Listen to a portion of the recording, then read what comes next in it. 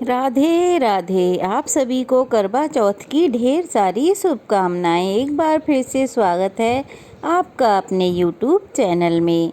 आज की वीडियो में आप जानने वाले हैं करवा चौथ की अनिवार्य पूजा सामग्री के बारे में। मैं अपने चैनल के माध्यम से आप सभी को इन सभी सामग्री के बारे में बताने का प्रयास करूंगी।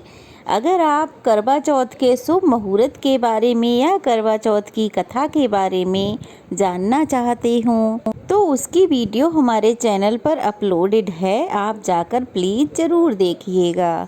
करवा चौथ की पूजा कैसे की जाती है इसकी कंप्लीट वीडियो भी आपको मेरे चैनल पर ज़रूर देखने को मिलेगी। अगर हो सके तो हमारे चैनल पर आने वाली सभी वीडियोस को ज़रूर देखिएगा और ढेर सारा प्यार और आशीर्वाद दीजिएगा। अगर नए हो तो प्लीज़ चैनल को सब्सक्राइब कर लीजिएगा। करवा चौथ के दिन सुहागन महिलाएं 16 श्रृंगार करके अपनी पति की लंबी आयु के लिए निर्जल और निराहार रहकर उपवास करती हैं। फिर दोपहर के समय करवा चौथ माता की कथा पढ़ी अथवा सुनी जाती है। कई जगहों पर शाम को सूर्यास्त होने से पहले इस कथा को सुना जाता है और शाम को एक बार फिर से धूप दीप जला के पूजा की जाती है। चंद्रमा की आरती की जाती है, व्रत कथा पढ़ी अथवा सुनी जाती है, फिर अपने पति की भी आरती की जाती है और फिर उसके बाद अपने पति को चंद्रमा की रोशनी में चलनी से देखा जाता है। इस पूरे कार्य में जिन जिन बातों का ध्यान रखना होता है या जो जो सामग्री की आवश्यकता होती है वो सब जानेंगे आप आज के वीडियो में। हर कोई सुहागिन महिला अपनी अपनी परंपरा के अनुसार अपने अपने घर के नियमों के अनुसार करवा चौथ का व्रत रखती हैं।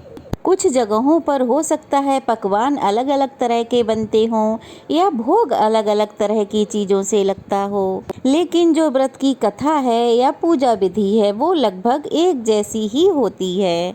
करवा चौथ का व्रत रखने वाली सभी सुहागन महिलाओं को एक दिन पहले से ही मेहंदी वगैरह लगाकर रख लेनी चाहिए। पूजा में काम आने वाली सामग्री सभी एक दिन पहले ही लाकर रख लेनी चाहिए और जो दान में देने की सामग्री है, बायना है, जो मतलब कि हम अपने ही घर की किसी सुहागन बड़ी महिला को देते हैं, वो सब अच्छे से चेक कर लें कि सामग्री पूरी हो और कोई भी सामग्री खराब ना हो। तो पूजा करने के लिए आपको आवश्यकता होगी एक चौकी की, जिस पर आपको लाल या पीले रंग का एक वस्त्र बिछा लेना है।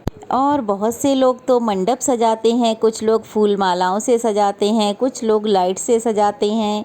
तो आपकी जैसी सामर्थ्य हो उस हिसाब से आप मंडप या चौकी सजा सकते हैं।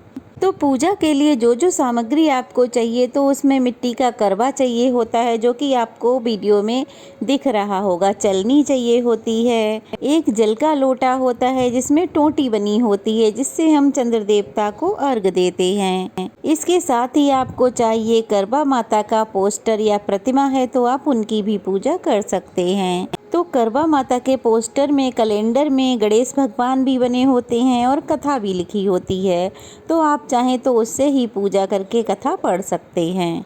2 करवे लिए जाते हैं जिनका आदान प्रदान किया जाता है। ये वो करवे हैं जिनका हमें दान करना होता है। आप अपनी सासू माँ को दे सकती हैं, अगर सासू माँ नहीं हैं तो आप अपने घर की किसी बड़ी जेठानी ननद को दे सकती हैं। इन करवों में आप गेहूं, चावल, ड्राई फ्रूट्स या फिर मखाने, खीलें जो भी आपके पास हो वो आप इनमें भरें और जब आप बायना निकालेंगे, बायना देंगे, उनके साथ ही ये करवा आपको देना होता है। रात के समय जब हम चंद्र देवता को अर्घ देते हैं तो हमें जल के लोटे में सींकें लगानी होती हैं जो कि आपको वीडियो में दिख रही होंगी। अगर बाई चांस ये सींकें आपको ना मिलें तो कोई बात नहीं, आप इनके बिना भी पूजा कर सकते हैं। अगले दिन इन सींकों का विसर्जन कर दिया जाता है। अब आपको चाहिए करवा चौथ माता को ओढ़ाने के लिए एक चुनरी। बहुत से लोग कलश की स्थापना करते हैं तो कलश की स्थापना में भी आप चुन्नी का प्रयोग कर सकते हैं। आज के दिन विघ्नहर्ता भगवान गणेश के साथ पूरे शिव परिवार की पूजा की जाती है क्योंकि ये संकष्टी चतुर्थी का दिन होता है। इस दिन विघ्नहर्ता भगवान गणेश की पूजा करना भी अनिवार्य होता है। आपके पास अगर तस्वीर है तो तस्वीर की पूजा कर लें, मूर्ति है तो मूर्ति की पूजा कर सकते हैं। अगर गणेश भगवान की मूर्ति ना हो तो सुपारी पर मौली या कलावा बांधकर आप उन्हें भी गणेश भगवान समझ सकते हैं। भोग लगाने के लिए लौंग, सुपारी, इलायची भी होनी चाहिए। पान, सुपारी, इलायची के अलावा इस दिन फलों और मिठाइयों का भोग भी लगाया जाता है। साथ ही रात के समय पकवान बनाए जाते हैं, पूड़ी, सब्जी, खीर, इन चीज़ों का भोग भी लगाया जाता है। आपको पूजा के लिए चाहिए फूल माला, आसन, जिन पर आप चौथ माता की तस्वीर या मूर्ति को विराजमान करेंगे। साथ में आपको चाहिए मौसमी फल, अगर फल ना हो तो आप मिठाइयों या बतासों से भी पूजा कर सकते हैं। पान लेकर उन्हीं के ऊपर पान, सुपारी, इलायची रखकर भोग अर्पित करना चाहिए। करवा चौथ की कथा पढ़ते और सुनते समय या फिर सुबह शाम की पूजा करते समय हमारे यहाँ पर शादी का जोड़ा पहनते हैं या फिर शादी की जो हमारी चुनरी होती है वो हम ओढ़कर पूजा करते हैं। तो ऐसे में आपके यहाँ जो भी मान्यताओं का पालन होता हो आप उसी प्रकार से करें। करवा चौथ के अनिवार्य नियमों में से एक नियम होता है बायना देना। जब हम शाम की पूजा करते हैं, चंद्र देवता की पूजा करनी होती है, उसके बाद ही आपको अपनी सासू माँ को पैर छूकर उनका आशीर्वाद लेना होता है और जो बायना आपने निकाला है वो उनको देना होता है। बायने में श्रृंगार की सामग्री जरूर दी जाती है, आपकी जितनी सामर्थ्य हो। अगर आपकी सामर्थ्य है कि साड़ी, कपड़ा आदि चीज़ें ले सकते हैं तो आप वो ले सकते हैं, नहीं तो आप खाली श्रृंगार की सामग्री भी बायने में दे सकते हैं। साथ में कुछ न कुछ दक्षिणा अवश्य रखें।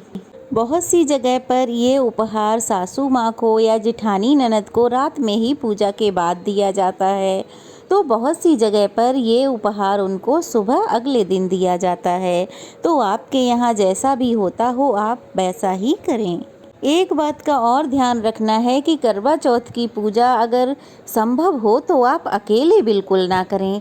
आप अपनी सास, ननद, देवरानी, जेठानी किसी के भी साथ करें। अगर ऐसा है कि आप अकेले रहते हैं, आपके पास सास, ननद, देवरानी, जेठानी नहीं है, तो आप अपनी अड़ोस पड़ोस जो भी हो उनके साथ में बैठकर पूजा कर सकते हैं, कथा पढ़ अथवा सुन सकते हैं। उम्मीद करती हूँ यह जानकारी आपको पसंद आई होगी। पसंद आई हो तो वीडियो को लाइक कर दीजिए, अच्छे कमेंट्स कीजिए, ढेर सारा प्यार और आशीर्वाद दीजिए। अगर नए हैं तो प्लीज़ जल्दी से चैनल को सब्सक्राइब कर लीजिए। तो चलिए फिर मिलते हैं, तब तक के लिए राधे राधे।